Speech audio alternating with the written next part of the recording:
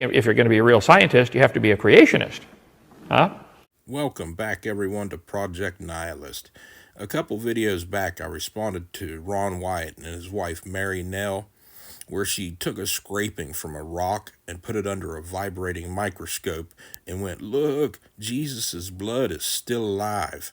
I learned a lot about Ron, to say the least. YouTube suggested another video titled Mary Nell on Ron Wyatt and the Ark of the Covenant Revised.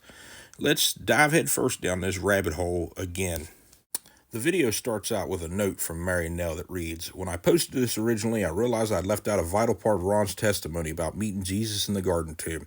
I have fixed that in this revision, as well as making my comments on the Day of Atonement better understood with graphics. Ron believed the Day of Atonement was the key to understanding the Ark.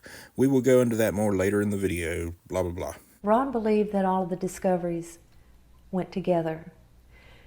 He believed that it was possible for one man to find Noah's Ark. It would be possible for another man to find the chariot wheels in the Gulf.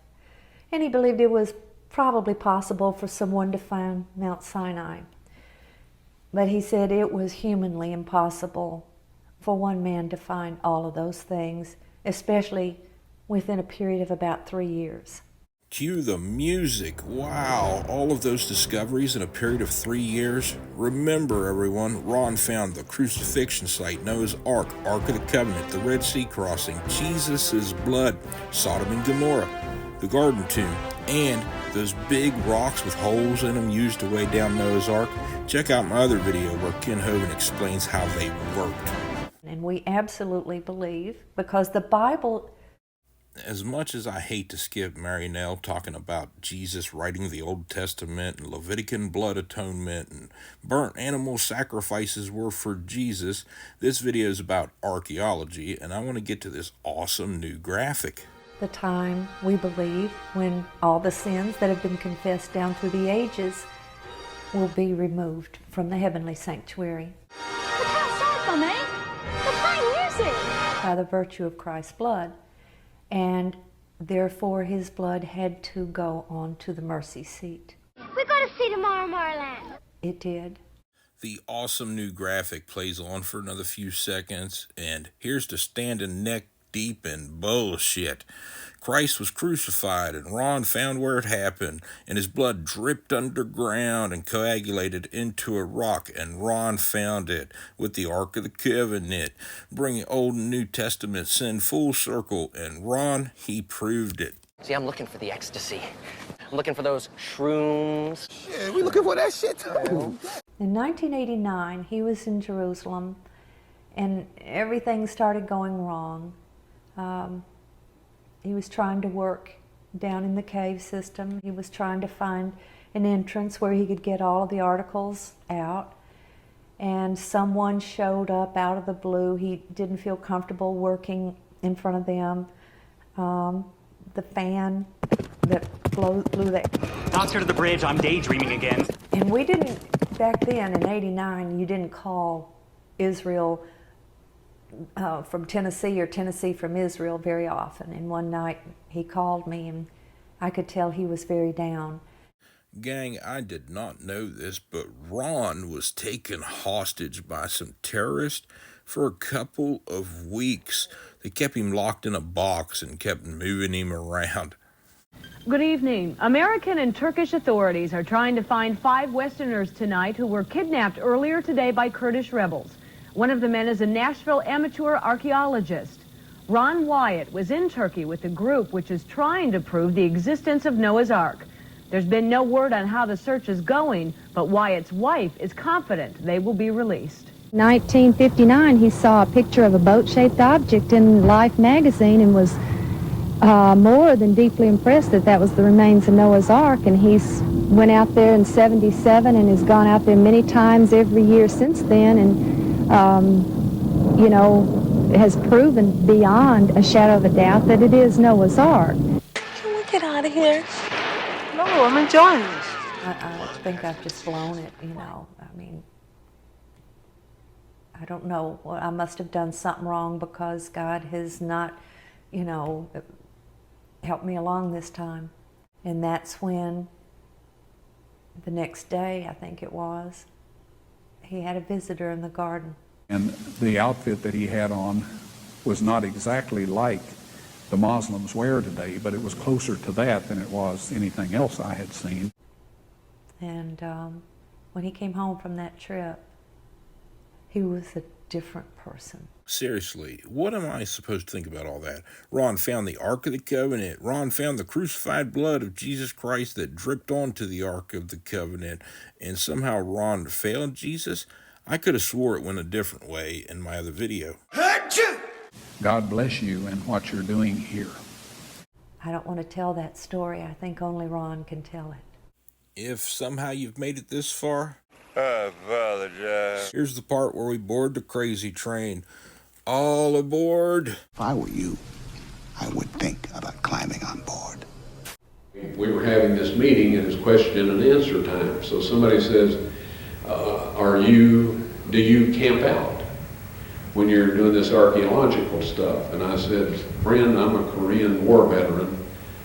I had all the camping out I ever want to participate in. I stay in a cheap hotel and you know, shuffle back and forth. These are for us. You take several. Somebody else says, well, when are you, and I told them the name of it. I said, I stay in the Jerusalem Hotel. Ron found all this shit being shuttled back and forth between the Hotel Jerusalem. Let me read this thing to you from anchorstones.com. The Council of the Garden Tomb Association totally refutes the claim of Wyatt to have discovered the original Ark of the Covenant or any other biblical artifacts within the boundaries of the area known as the Garden Tomb Jerusalem. Though Wyatt was allowed to dig privately, staff members of the association observed his progress and entered his excavated shaft.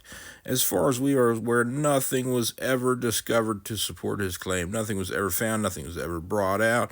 Nobody ever seen jack shit. Somebody else says, well, when are you, and I told them the name of it. I said, I stay in the Jerusalem Hotel on Nablus Street north of Damascus Gate. Somebody else asked, when are you going back? And I said, around the middle of September. So I saved my money, got my faithful dig crew, and off we went. And when I arrived at the Jerusalem Hotel, sitting on the front stoop was this medical doctor. Doctor, we must return to sickbay. We're going to skip about 6 minutes here because all of this is in my other video. And so, anyway, I was convinced that one of my dumb mistakes had been too many, and that God couldn't use me anymore. So he'd sent this fellow there so I couldn't work on the Ark of the Covenant. What if I don't want to return to sickbay? And he would have had to share my experiences in order to know what a crushing blow that was. See, I know I'm unworthy. Whoa, whoa, whoa! You can't sweat my fiancé. If excuses were archaeological artifacts, Ron's museum would have been a huge success. I'm starting to think he's lying about the most important discovery ever. And I thought, okay, finally you messed up and you're out of it. I said a little prayer. I said, Lord, I'm sorry. I apologize. Shut the fuck up! If there's anything I can help whoever you want to finish the job, just let me know and I'll do what I can. Well, I couldn't work on the Ark of the Covenant with that guy around, so we volunteered to clean the garden tomb. See, it was all because of that random doctor I didn't like or trust, and I didn't have the Christian love to tell him to get lost. In the back part of it, there was about 100 years worth of garbage and one thing and another that had just been thrown back there. There was a century's worth of garbage back there, and that's definitely not where I found the plank to Noah's Ark. So we hauled out of there something like 20 big truckloads of trash. And I mailed it back to Mary Nell and told her it was a chariot wheel from where Moses crossed it and did the Red Sea. It was hot that September, blistering hot. and I had gotten a little fan to get some air stirring. You're lying. You're lying. Why are you lying to me? Only because you wanted me to. And the fan died. Well, added on the rest of my miseries, that was almost too much. You know, you remember the story of Jonah and his gourd vine? Gourd vine. I went and Googled Jonah's gourd vine, and here's what come up. A metaphor for the main character of the novel, a philandering preacher. The novel displays the experiences of black life in the post-Reconstruction era. Here's how Ron is painting himself, okay? Then the Lord God provided a leafy plant and made it grow up over Jonah to give shade for his head to ease his discomfort. And Jonah was very happy about the plant. But at dawn the next day, God provided a worm, which chewed the plant so that it withered when the sun rose. God provided a scorching east wind, and the sun blazed on Jonah's head so that he grew faint. He wanted to die and said, "It would be better for me to die than to live." I could sympathize with him at that point in time. Anyway, I told everybody else, I said, look, just find you a shade somewhere and eat your lunches. How you doing, Black Major? Leave me be from your horse shit. And I'll try to fix the fan. So I just sat down. Any of you been there to the garden tomb? Oh, me, Ron. Been there, done that, and all I dug up was a stupid t-shirt. Okay. You know where the little chapel is? Around the corner? I was sitting right flat on the ground in front of that chapel. And you know there's a set of steps that come up to a sidewalk and goes out to the main sidewalk. Anyway, I was sitting down there working on this fan. Didn't even bother to unplug it. Damn, we're in a tight spot. Pa always said, never trust a hog wallop. And a voice said to me, God bless you and what you're doing here. So I looked up, and this being was up on this landing, the top of those stairs. Looked exactly like I figured Christ would have looked. Well, look who we have here. And the outfit that he had on was not exactly like the Muslims wear today, but it was closer to that than it was anything else I had seen. So I said, Damn, this bite fat as hell. and he said, no. And I said, well, then you're a tourist. And he said, no. And I thought, well, he doesn't want to talk with me.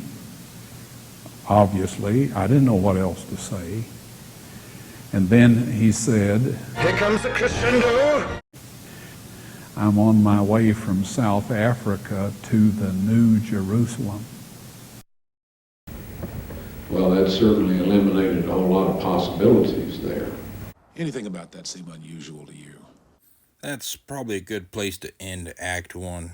In Act 2, Ron's going to tell us about the protective magic these four angels used to protect the Ark against anyone being able to see it other than him. Let me check the hot sheets. These are the hot sheets. Best investigative reporting on the planet. Go ahead, read the New York Times if you want to. They get lucky sometimes. Cannot believe you're looking for tips in the supermarket tabloids. Not looking for. Found.